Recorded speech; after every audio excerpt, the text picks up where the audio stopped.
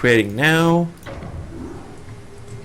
Okay, guys, so our next game is going to be idegel versus NeMu. Isn't NeMu a random user? Or a race picker? I'm not really sure. I mean, back in the time when we used to play together in LRM, he used to change races, but not just always go, for example, Zerg against Protoss. He would change races back and forth. So it wasn't really like picker, more like changing for fun, maybe? I don't know. But nowadays, hard to say. I haven't seen him for quite a while, so I can't really say. Okay. Alright, so... No one knows. Okay, so let's go then into Electric Circuit. This is going to be our first map.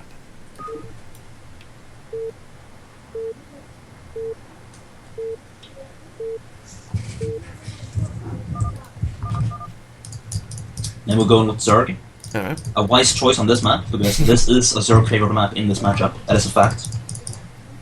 Alright. I said it when I was a Zerg user, I say it now as a Protoss user, I said it when I was a Terran user, it is a fact. It is 60% post-Kespa stats, 60% Kespa stats. It is Zerg favorite in this matchup. Okay. So. But I have seen, I think it was Draw using some very interesting tactics, like for example using one shuttle or even two shuttles with 4 zealots, because since it's such a big map, it's very difficult even for the Zerg, it's with speed, unless they actually scout the shuttle flying in to get into a base before you can snipe it. And yeah, you can easily land, there's this huge area in the main base where you can land stuff, sneaky. Yeah. And that suits Draw very well, because Draw likes to play with shuttles like that, like 4 EDs, 4 zealots, that kind of thing. Classic Draw. So yeah, that is a thing that Protoss can use on this map. That's true. Okay, so we do see... Okay, idegel is Kusochik Piryoga. I'm not sure... Do you know this player? Because I've seen him before, we've casted him before, but I'm not really sure if I recall him. Maybe he's some other player that I don't know. Well, unfortunately, I don't really know players. I just started the game. So, I know he's a Russian Protoss. That's... Oh, okay. He's pretty good at the game, I assume. That's pretty much all I know. So I have seen a few of his games, so definitely he's pretty good. Looks like a 12 match from NeMu, by the way. And not scouted first, so idegel, or whatever I should call him, Kusuchek Piroga, has to go for the Forge first, because he doesn't know. Yeah, not good really. That's pretty bad for him, but...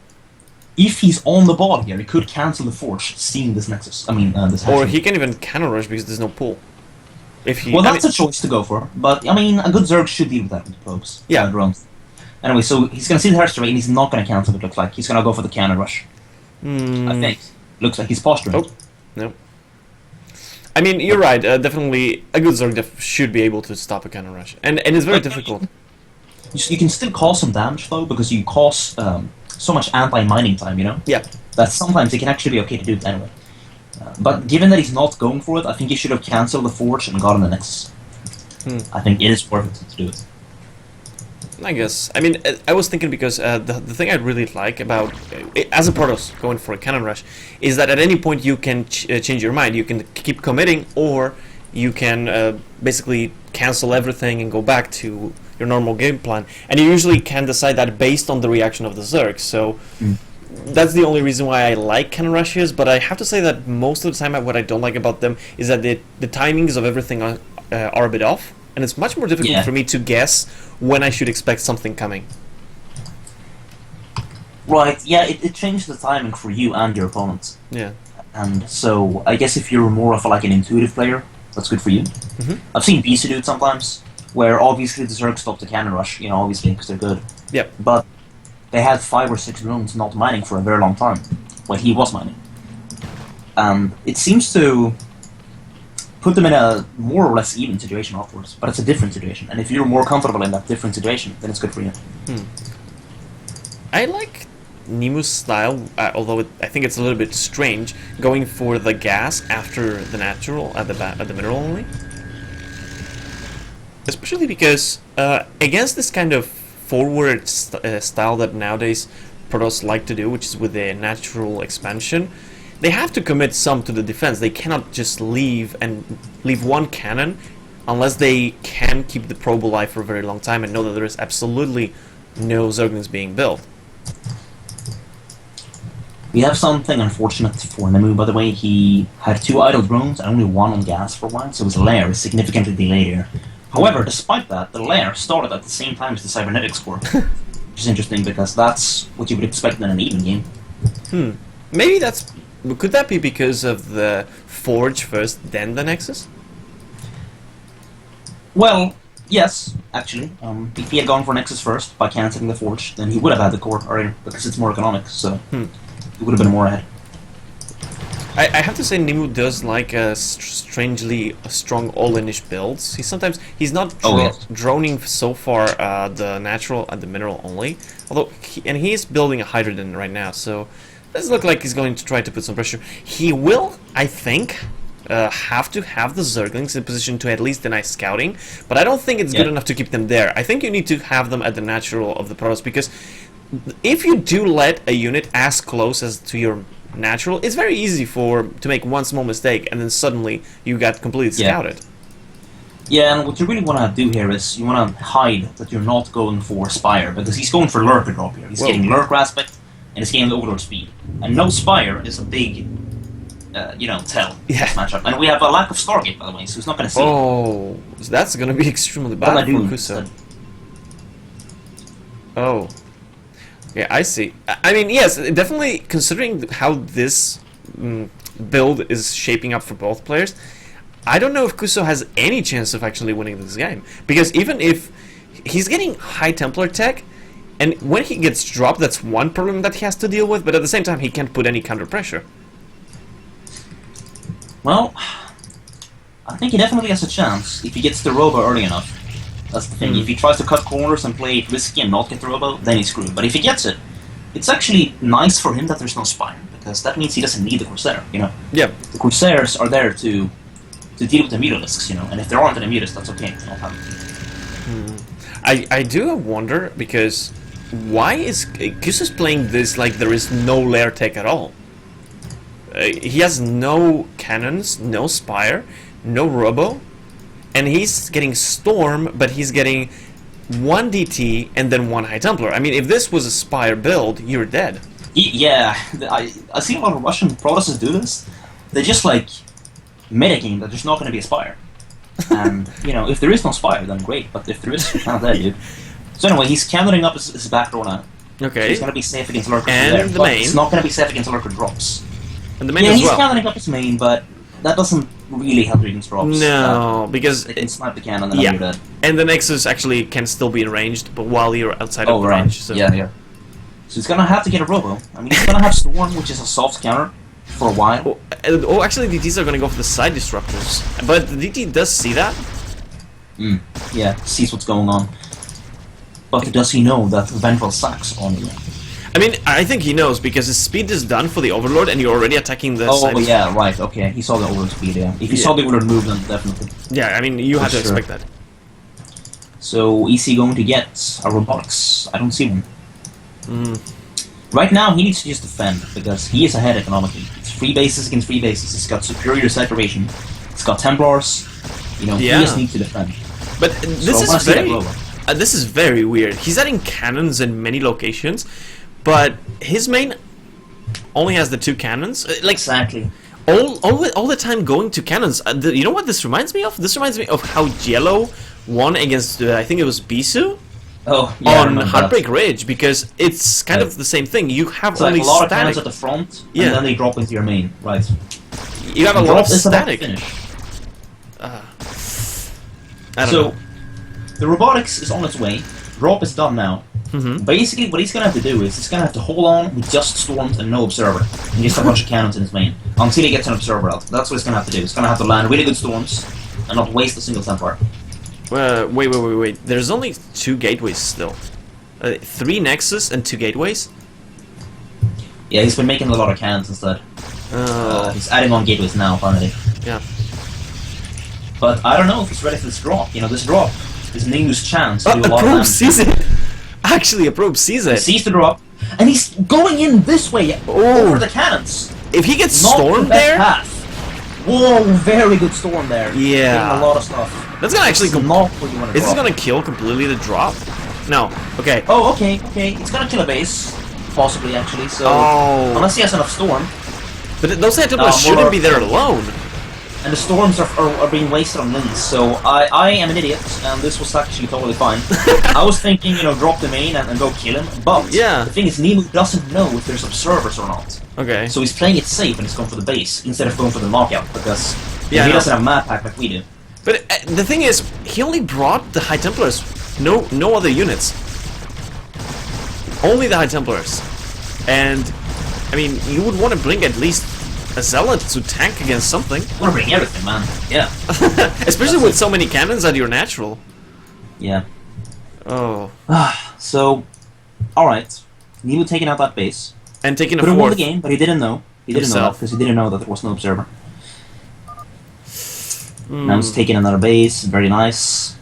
So NeMu in a commanding position now. I have to say, I like really a lot the fact that NeMu drops that, and at the same time is taking a base. Because usually what we see is that Zergs get a little bit tunnel visioned when something like this is happening, and they stop considering their own macro. Ooh. Yeah, nice I don't know. But NeMu is keeping up with the game plan here. That was a bad triple burrow, but whatever. Yeah. NeMu still ahead. I mean, as long as he keeps some lurkers on that ramp, so basically that base is denied, and actually Yeah. he basically keeps that position. Yeah, every second he keeps it is good. Oh, we got a hidden expansion attempt at 12 o'clock. But listen, look at NeMu's main. He's got Hive almost done, and that's really good map because, cracklings. Yeah. With the mirror only is brutal. That's one of the reasons this is a hard map for Protoss because, those cracklings in low gas situations are just so much better than Protoss. Oh, okay, I see now. Yeah. Fast. And actually, quite a lot of scouting by NeMu. He is checking all the bases while this is going on, so he might actually find the 12 o'clock if it goes down. Right, hopefully. We got an Ultralis Cavern on the way, Adwenial Gland on the way, and NeMu continuing to trade Zerglings for balloons here. Yeah. Not cost effectively, but, it's okay. Yeah, and keeps basically the mindset of Kuso in this fighting instead of something else. Right. Yes. Yeah, it has a psychological effect, and it's hard to macro perfectly. Yeah. But it looks like he's finally going to clean this up and retake his third. But with Hive finished, those those Dragoons are going to become paperweight really soon, right? Yeah, this Ultra Ling army is going to be brutal. Yeah. It's going to be only 3 gas, but still. That's... Oh, we got hidden expansion from NeMu, by the way, at the top left. Both players going for hidden expansions, that's good. So, even though NeMu has a low economy right now, he doesn't have a lot of drones at his third. Sending in a few right now, though. So that's about to change. I just don't see idegel winning this game, because it's Hive already. Yeah. It's Crackling Ultra, good upgrades for NeMu, and he's just basically on 2 bases, about to take a third, no Reavers, no upgrades, no Archons. Yeah. Yeah, I mean, I understand now why you actually mean, especially in this kind of style where you don't allow the Protoss to naturally progress with their expansion timing, so basically having more bases by now.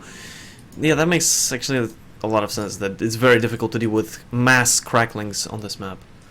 And especially Also, so open. In the middle. This game NeMu won because he had played his opponent. Like, I'm not gonna say, oh, imbalance, terrible. No, that's not what happened here. Yeah. This was straight up superior playing from him. So, Protoss ahead on food. Yeah, but not the game. So. yeah, it's always funny in a way that I think it was really long ago when Zergs used to be up in supply and they would trade inefficiently against the Protoss army, and now it actually reversed. It's something quite incredible. I know, yeah. I mean, I remember it was like still on the patch 1.09 or something like that Protoss actually had like 20 supply down, and that was considered the equal balance. Like, that's crazy, man. Right now, like, if you're not ahead in food, in PvC, like, you're losing. You have to be ahead afterwards in food. And you can, I'm not saying that you can't do that, but that's what it looks like when you're winning. Yeah, I mean... So better not attack here. Definitely... He's actually gonna get flanked because of the army movement. NeMu. This is gonna be brutal. Got some lurkers coming in. One Templar being killed before... Oh, okay, never mind, there's a come. Oh. Alright. So he's holding for now, but it's out of storms now, and the links are gonna keep coming. Yeah, and especially the army of the pros, I always felt like if you're gonna fight and you're gonna trade, you're always losing. You can't trade. You have to win the battle. Yeah, you have to just kill stuff without losing stuff. You can't. Yeah, because the army Trading. that takes so long to rebuild and it's so expensive that if you're trading and you're losing and he's losing, you're gonna lose the game. Yeah, because that's what Zero wants. And he's bastard doing this unit army now. The Ling reinforcements finally coming out. There's almost nothing really left for Kuso, and mostly it's still like Zealot, a few high It's like an templars. anti-Hydralisk army, you know? Yeah, Without cracking ultimate. although actually Lings are very poorly upgraded for now, but yeah, eventually it will definitely go. I mean, especially because there's, as you mentioned, he can't really get more bases at this point. Kuso's really stuck on his 3 bases. Yeah, versus 5 bases on Zerg. I mean, not 5 perfectly saturated bases, but still superior. Okay, so No. yeah, I mean, I would say if you're in this position as the pros, if you find yourself in this position and you don't want a GG, do you just keep attacking, or do you try to bunker down and get a strong army and then try to push out? Because I mean, both options are bad, but which one is the better one? Well, you shouldn't win in this situation, but if you are to do it somehow, it is by attacking drops. Okay, yeah, probably. I mean, harassment more than actually. ET drops, high temper drops. Try to, basically. Yeah, try to at least get to your 200-200 while trying to harass your opponent. Makes sense. Alright, let's get the next game.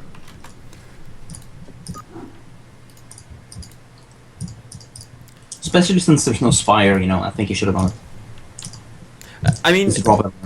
yeah, but did he actually ever get later on into the main to even see what the tech was? Because I think he Oh never... yeah, that's right, he didn't, because he didn't have a star yet, so... Yeah, so... I mean, he could have guessed considering what was happening, because you don't go drops and mute us, you basically don't have the gas. No, not at the beginning, but a lot of Xerox get the Spire later. Oh yeah, totally. I mean, and it works really, really nicely. You get it like later, once you get your hive, around that time. Alright, so game number 2 is going to be on Aztec, and